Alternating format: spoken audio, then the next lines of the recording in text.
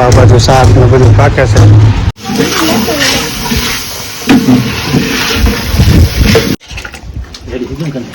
Ready એમાં શું કઈ ઘટે.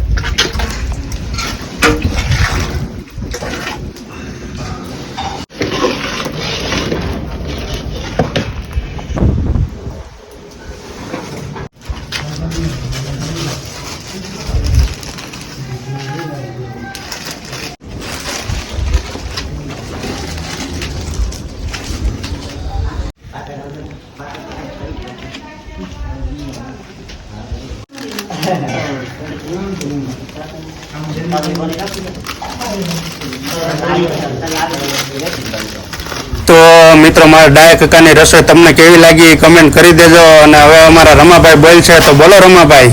મિત્ર અમારા બુટર છે એને લાઈક કરો, શેર કરો, સબસ્ક્રાઇબ કરો. કાનાભાઈ લો.